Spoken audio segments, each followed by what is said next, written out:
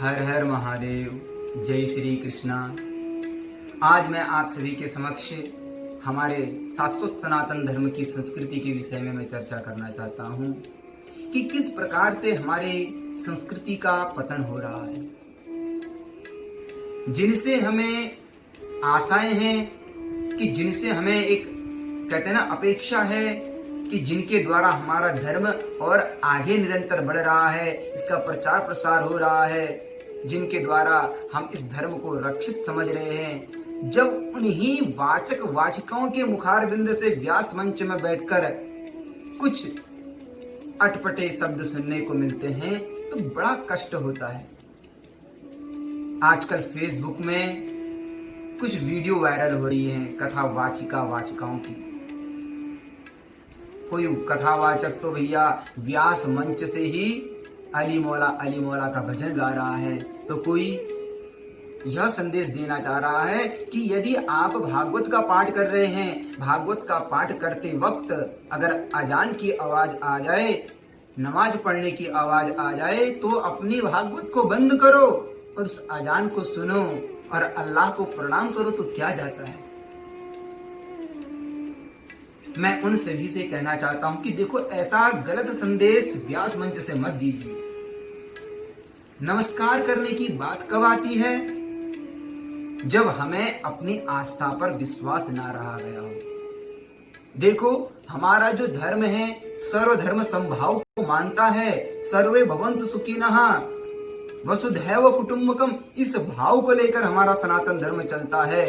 सबको एक साथ लेकर चलने का हमारा सनातन धर्म चलता है, पर लेकिन इसको किस तरीके से लेना चाहिए वो हमें समझना चाहिए। अपनी झूठी पब्लिसिटी बनाने के लिए, विख्यात होने के लिए, लोगों में अपनी पहचान बनाने के लिए अपने धर्म में कुठाराघात नहीं करना चाहिए। हमें क्या आवश्यकता है अजान में नमस्कार करने की, अजान को प्रणाम करने की, उसको सामने सर झुकाने की क्या आवश्यकता है? जब बात है सर्वधर्म समभाव की, माना सबको समान रूप से लिया जाए तो अच्छी बात है, लेना चाहिए। लेकिन इसका मतलब ये नहीं होता है कि हम अपनी भागवत को बंद करके अजान को प्रणाम करें। क्यों करें हम अजान को प्रणाम? वो हम तब करेंगे जब हम अपने स्वयं के धर्म में निष्ठित हो जाएं। हम स्वयं के धर्म में हमारी निष्ठा तो है नहीं और दूसरे के धर्म में हम निष्ठा बनाने की कोशिश कर रहे हैं, तो इसे पतन नहीं तो और क्या कहा जा सकता है। हम व्यासपीठ पर विराजमान हैं और व्यासपीठ में केवल भगवान के गुणानुवादों को गाने के लिए विराजमान हैं। किसी अली मौला के गुणानुवादों को गाने के लिए हम विराजमान नहीं है। सर्वधर्म समभाव की बात जब आती है तो हम सर्वधर्म समभाव को माने, लेकिन व्यास पीठ से हम केवल भगवान की कथाओं को करने के लिए बैठे हैं, उनके गुणानुवादों को गाने के लिए बैठे हैं, भगवान के भक्त और भगवान की चर्चाओं को करने के लिए बैठे हैं, ना कि अली मौला के गुणानुवादों को गाने के लिए। हमारे शास्त्रों में कई जगह बताया गया है, सूता पौराणिका प्रोक्ता मागधा वंश संस्का। ये जो सूत लोग हुआ करते, जो पुराण का वाचन किया करते थे, उसे सूत कहा जाता था। और जो किसी की वंशावली को गाते थे उन्हें मागध कहा जाता था। राजा महाराजाओं के दरबार में मागध हुआ करते थे, तो राजाओं की वंशावली को बताते थे कि तुम्हारे वंश में ऐसे थे, इन्होंने ऐसा पराक्रम किया, ये ऐसे थे वैसे थे।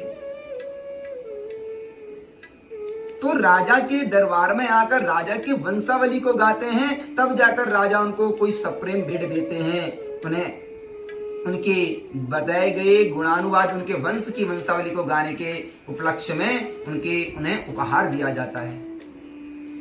उसी प्रकार हम व्यास पीठ में विराजमान होते हैं, तो हम भी एक प्रकार से सूत हैं, हम भी मागध हैं। हम भी तो भगवान की वंशावली की, भगवान रामचंद्र जी के अज के ऐसे बिल्कुल हम उनके पूरे वंशावली को गाते हैं, भगवान के चरित्र को गाते हैं। तो हम भी भगवान के वंश को गाने के लिए बैठे हैं, ना कि अली मौला के वंश को गाने के लिए। भगवान के चरित्र को गाने के लिए भगवान ने वह व्यास पीठ हमें दिया है, और उस व्यास पीठ से बैठकर हम कहती भी चर्चा किसकी है? बोले अली मौला अजान को प्रणाम करो। क्यों करें हम? जब सर्वधर्म समभाव की बात आती है तो हम जब अपने धर्म से, अपने कर्म से निवृत्त हो जाते हैं, तब जाकर हम अन्य को देखेंगे। स्वयं के कर्म से हम निवृत्त नहीं हैं और दूसरे के कर्म में हम कैसे निवृत्त हो सकते हैं? पहले स्वयं का कर्म पूर्ण करो, स्वयं को देखो कि हम कितने गहरे पानी में हैं, तब जाकर हमें दूसरी की ओर देखना चाहिए। स्वयं की भक्ति को तो हमने साधा नहीं, स्वयं के कर्म को हमने बढ़ाया नहीं और दूसरे की ओर हम आकर्षित हो रहे हैं। ये तो बात ऐसी होगी कि घर में माँ बाप भूखे मर रहे हैं और लोग बाहर भंडारा करा रहे हैं। इस भंडारे का क्या फायदा? पहले अपने घर में माँ बाप की सेवा तो करो। फिर कभी संदेश मिलता है, कैसे कैसी अटपटी सी शायरियां करते हैं, मुझे तो लज्जा आती है। व्यास मंच शायरी करने के लिए मिला हुआ है और शायरी चलो कर भी दी तो कैसी शायरी होती है? मैंने एक कुछ शायरियां उनकी नोट करी, जब मैंने वीडियो देखा तो बड़ा ग्लानि महसूस हुई। मैंने कहा देखो दृष्टांत भी दिया जाता है। देखो दृष्टांत के माध्यम से शास्त्र की जो वाणी है, ग्रंथों की जो वाणी है, बहुत कटु है, एकदम से किसी को समझ में नहीं आती। समझने के लिए कई उपाय करने पड़ते हैं, तब जाकर वो समझ में आती है। तो दृष्टांतों के माध्यम से हम उसे समझाते हैं। हमारे शास्त्रों में दृष्टांत ही दृष्टांत भरे हुए हैं, तो फिर फालतू के बाहर के दृष्टांतों को व्यासपीठ से बोलने की क्या आवश्यकता है? तो मैंने उन्हीं की कुछ शायरियां लिखी जो व्यासपीठ से विराजमान होकर बोल रहे हैं। शायरियां भी देखो कैसी कैसी हैं। नफरतों का असर तो देखो, जानवरों का बंटवारा हो गया, गाय हिंदू हो गई और बकरा मुसलमान हो गया। ये कहने के लिए आप वहां बैठे हैं? गाय हमारी माता है तो बकरे को हमने क्या बेच दिया? क्या बकरा मुसलमान हो गया? किसने कहा बकरा केवल मुसलमानों का होता है, हिंदुओं का नहीं होता? बकरे हमारे मैंने कई देखा है, कईयों के, हमारे हिंदुओं के भाइयों के घरों में बकरे हैं, वो पालते हैं, तो क्या वो भी मुसलमान हो गए? फिर एक शायरी और देखी लिखी उनकी, सूखे मेवे भी यह देखकर परेशान हो गए, ना जाने कब से नारियल हिंदू और खजूर मुसलमान हो गए। अब बताइए ये क्या बात होती है? हमारे घर में तो रोज खजूर आता है। स्वयं की मेरी माता जी खजूर बहुत पसंद करती हैं, तो खजूर खाती, तो इसका क्या मतलब मेरी माता मुसलमान हो गई? हल्द्वानी हमारे मार्केट में कई ऐसे मुसलमान हैं जो नारियल बेचते हैं, तो क्या वो हिंदू हो गए? गलत संदेश बिल्कुल मत दो। अपनी पब्लिसिटी बनाने के लिए, समाज में अपने आप को एक अलग साबित करने के लिए अपने धर्म में, अपने संस्कृति में कुठाराघात मत करो, और वो भी व्यासपीठ पर विराजमान होकर। हमें व्यासपीठ की गरिमा को बना के रखना है। व्यासपीठ पर भगवान के ही चरित्र को गाना है, किसी अन्य के नहीं। ये नहीं कि व्यासपीठ पर विराजमान होकर अली मौला आप गा रहे हैं, व्यासपीठ पर विराजमान होकर ऐसा संदेश दे रहे हैं कि हमें भागवत बंद कर देनी चाहिए, उसको प्रणाम करना चाहिए, समान भाव देना चाहिए। अरे इसमें समान भाव हो कहां से गया? समान भाव तब माना जाता जब आप नमाज भी चल रही है और भागवत भी पढ़ रहे हैं, तो समान चल रहा है सबका। यानी कि भागवत बंद हो गई और अजान चल रही है, तो समान कैसे हो गया? और एक बात सत्य है पर कड़वी है, संसार में कुछ समान नहीं है। विषमता से ही यह संसार चल रहा है। अगर समानता भगवान बना देते तो सबके सब राजा होते, एक राजा नहीं होता। प्रधानमंत्री पद में एक ही व्यक्ति बैठता है इतने पूरी जनता से। अगर समान दृष्टि से देखा जाता, समभाव अगर रखा जाता, तो फिर सभी राजा होते। विषमता तो हर जगह है, तो इसलिए व्यासपीठ हमें इसलिए मिला है ताकि हम उसमें भगवान के चरित्र को गाएं, सबको संदेश प्यारा दें, मिलजुल कर रहें, ये संदेश दें। लेकिन ऐसा संदेश बिल्कुल ना दें कि भागवत के समय, अजान के समय भागवत को बंद करें और अपना अल्लाह को प्रणाम करें। ऐसा हम बिल्कुल नहीं कर सकते। माना हम समाज में रहेंगे, सबके साथ मिलजुल कर रहेंगे, लेकिन हम अपने कर्मों को बिल्कुल नहीं छोड़ सकते। साफ सीधी सी बात। और आप व्यास मंच में बैठे हैं, सबसे पहले हमें अपनी संस्कृति की गरिमा को बनानी है। क्या आपने कभी देखा या किसी ने ऐसा कहा, अगर आप सर्वधर्म समभाव की बात करते हो तो सबसे पहले जाइए मस्जिद में जाकर रामायण सुंदरकांड का पाठ कराइए, रुद्राभिषेक कराइए। अगर वो मानने के लिए तैयार हो जाते हैं तो मैं भी अजान के समय पर कुछ क्षण के लिए भागवत रोक दूंगा। क्या समभाव केवल हम हिंदुओं के लिए, हम सनातन धर्मियों के लिए? हमें मिलकर रहना है, ये हम स्वीकार करते हैं, क्योंकि हमारे समाज में आधे से ज्यादा काम हमारे मुस्लिम भाइयों से ही होते हैं। हम उनके साथ भेदभाव नहीं करना चाह रहे, लेकिन व्यास मंच से ऐसा कोई संदेश हम किसी का स्वीकार नहीं करेंगे। स्वधर्मे निधनम श्रेयो परधर्मो भयावह, यह हमारा सनातन संस्कृति का नियम है। स्वयं भगवान गीता में कह के गए हैं, सर्व धर्मान परित्यज्य मामेकम शरणं भज, सभी धर्म को त्यागो, सभी कर्मों को त्यागो, मेरी शरण में आओ। जब हमारे भगवान हमारी गीता में इस प्रकार की वाणी कह रहे तो फिर हमें दूसरी जगह माथा टेकने की क्या जरूरत है? नमस्कार हम सबको करेंगे, लेकिन माथा तो हमारा भैया हमारे भगवान के ही सामने टिकेगा। पर धर्मो भयावह, पराये धर्म में हमेशा भय बना ही रहता है। इसलिए तो भागवत के महात्म में ऐसे ही थोड़े ना नियम बनाया गया। इसलिए तो हर किसी को वेद पढ़ने का अधिकार नहीं दिया, हर किसी को व्यास मंच में बैठने का, व्यासपीठ पर बैठने का अधिकार नहीं दिया। लेकिन जब ऐसे ही रटी हुई बातों को, रटी हुई कथाओं को रट रट कर व्यासपीठ पर विराजमान होकर कथा करेंगे, जब आगे कुछ नहीं मिलेगा तो शेरो शायरियां तो सुनने को मिलेगी, भगवान के चरित्र नहीं। अरे हरि कथा अनंता, भगवान के चरित्र इतने हैं कि अगर हम कई जन्म भी बीत जाए तो भी हम उसको नहीं गा सकते। इतने सारे दृष्टांत सुंदर सुंदर हमारे शास्त्रों में पड़े हैं, तो फिर हमें फालतू के बाहर के दृष्टांतों को देने की क्या आवश्यकता है? तो इसलिए हमें बाहर के दृष्टांतों को नहीं देखना है, और जो कोई ऐसा संदेश दे रहा है समझ लो वो एक नंबर का फर्जी है। रटी हुई कथाएं रट रट के और शेरो शायरियां सुना के आपको अट्रैक्ट करने की, मनमोहित करने की कोशिश कर रहा है। इसलिए हमें सावधान रहना चाहिए। व्यास कैसा होना चाहिए, ऐसा वक्ता कैसा होना चाहिए, ऐसा हमारे श्रीमद् भागवत महापुराण के महात्म में ही दिया गया है। विरक्तो वैष्णवो विप्रो वेद शास्त्र विशुद्ध कृत दृष्टांतः कुशलो धीरो वक्ता कार्योति निस्पृहा। विप्र शब्द का उच्चारण किया गया है। विप्र का मतलब क्या होता है? विशेषेण प्रपूरयति सकल मनोरथान, यह सा विप्र। यह है विप्र की परिभाषा। विप्र ऐसा होना चाहिए। फिर विप्र कैसे बनता है, इसमें एक प्रकाश हमें डालना चाहिए। जन्मना ब्राह्मणो गेय संस्कारात् द्विज उच्यते, विद्याभिर्च भवेत् विप्र त्रिभिः श्रोत्रिय मुच्यते।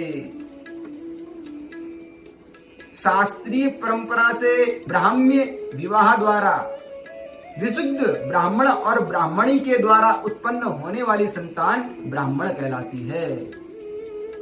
संस्कारात् द्विज उच्यते, जब उसका संस्कार होता है अर्थात यज्ञोपवीत संस्कार होता है, तब जाकर वह द्विज कहलाने योग्य होता है। विद्याभिर्च भवेत् विप्र, जब शास्त्र का अध्ययन करने के बाद उपनिषद वेदांग का छंदो पांग सहित वह जब शास्त्रीय ज्ञान अर्जित करता है, तब जाकर वह विप्र कहलाता है। यानी कि 3 स्टेप पार किए, पहला ब्राह्मण, दूसरा द्विज, तब जाकर वह विप्र बना। यानी कि गुरु परंपरा से, आचार्य परंपरा से शिक्षित होने के बाद तब जाकर वह विप्र बना। अर्थात वक्ता कैसा होना चाहिए? ब्राह्मण कुल में जन्म लिया होना चाहिए, फिर उसका यज्ञोपवीत संस्कार किया होना चाहिए, और फिर गुरु परंपरा से, आचार्य परंपरा से, छंदोपांग विधि से शास्त्र का विधिवत ज्ञान किया होना चाहिए, तब जाकर वह आपको सही ज्ञान देगा। अब ये नहीं कि भैया सीधे से गए, कथा सीखी और व्यास मंच में विराजमान हो गए। जिसका यज्ञोपवीत संस्कार नहीं है, इस श्लोक की दृष्टि से वह विप्र कहलाने योग्य नहीं, और जो विप्र नहीं वो व्यास कहलाने योग्य नहीं। जब ऐसे लोगों को, जो अनधिकारी हैं, ऐसे लोगों को व्यास मंच में, व्यास पीठ पर विराजमान होकर कथा करवाओगे तो होना ही है, वो तो स्वयं पतन को जाएगा, सुनने वाला और कराने वाला भी पतन की ओर जाएगा। भैया हमें ध्यान देना चाहिए, गुरु कर्णधार होता है। भागवत में कई जगह कर्णधार का दृष्टांत दिया गया है। अगर हम किसी नौका में बैठ रहे हैं तो नौका कैसी होनी चाहिए? मजबूत होनी चाहिए। गुरु कर्णधार होता है, और जिस वक्ता से हम कथा सुन रहे हैं वो भी गुरु तुल्य ही होता है। और जब हम किसी नौका में बैठ रहे हैं तो उस नौका में बैठने से पहले हमें देख लेना चाहिए कि ये वाकई नौका को चलाने में कुशल है कि नहीं। क्या ये नौका, जिस नौका में हम बैठ रहे हैं, ये मजबूत है कि नहीं?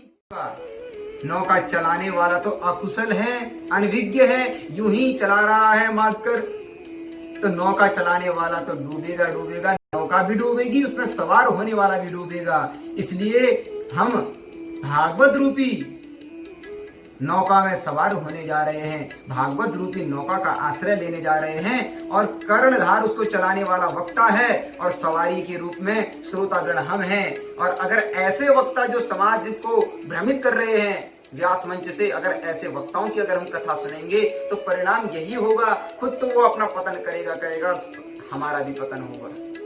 इसलिए सोच समझकर हमें वक्ता का चयन करना चाहिए। इसलिए श्रीमद् भागवत महापुराण में यह श्लोक विशेष तौर पर दिया गया, इसलिए हमें बहुत समझदारी के साथ इसका चयन करना चाहिए। इसलिए मैं उन सभी कथाकारों से जो प्रसिद्ध हैं, नामचीन लोग हैं, उनसे यही याचना करता हूँ कि सनातन धर्म की ये संस्कृति नहीं है। हमारे हरि के चरित्र गाने बैठे हैं, देवी के चरित्र, शिव के चरित्र, जिस किसी की भी कथा चल रही है उसके चरित्र गाओ। दृष्टांतों की तो हमारे शास्त्रों में भरमार है, कथा तो फिर भगवान की अनंत है। इसलिए ऐसा कोई भी व्याख्यान ना करें जिससे हमारी संस्कृति में कुठाराघात हो।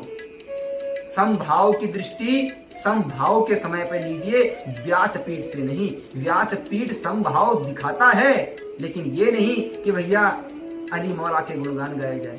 अरे जितना समय आप अल्लाह कहने में निकालते हैं, उतना समय अगर आप भगवान का नाम कृष्ण कृष्ण शिव शिव रटने में लगाएं तो आपका कल्याण हो जाएगा, स्वयं का भी होगा, श्रोतागणों का भी कल्याण होगा। तो इसलिए ऐसी अनर्गल कोई तो भैया व्यास मंच में खड़े होकर नाच रहे हैं। क्या यही शिक्षा व्यास मंच की यही गरिमा है? सब भ्रष्ट करते जा रहे हैं। इसलिए उनसे निवेदन करता हूं कि ऐसा कुछ ना करें जिससे हमारी संस्कृति में कुठाराघात हो। और फिर अभी हमारे देश में जो कोरोना काल चल रहा है, ऐसे समय पर जब वैक्सीन नहीं मिल रही है, इस कोरोना का इलाज नहीं मिल रहा है, लोगों का झुकाव आस्था की ओर बढ़ रहा है। लोग भगवान से विनती कर रहे हैं कि संकट से हमें उभारो। और ऐसे समय पर जब हम ऐसी बातें करेंगे तो जो स्वधर्म में निष्ठित हैं, ऐसे लोग भी दिग्भ्रमित हो जाएंगे कि वास्तव में सच क्या है। हमारे पुराण सच है क्या अली मौला सच है? अरे भैया वो उनको अपना नमाज पढ़ना है तो पढ़ने दो ना, और आपको अपनी भागवत पढ़नी है, भागवत करनी है तो क्यों छोड़ रहे हो उसको? ऐसा कहीं ना करें। ऐसे कोरोना काल पे हमें आस्था ही एकमात्र एक सहारा रह गई है। जब तक वैक्सीन नहीं निकल जाती, आस्था के माध्यम से हम भगवान से प्रार्थना करें कि लोग इस संकट से उभर जाएं और इस संकट का जल्द से जल्द निवारण हो जाए, ऐसी प्रार्थना हम करेंगे। जय श्री कृष्णा, हर हर महादेव।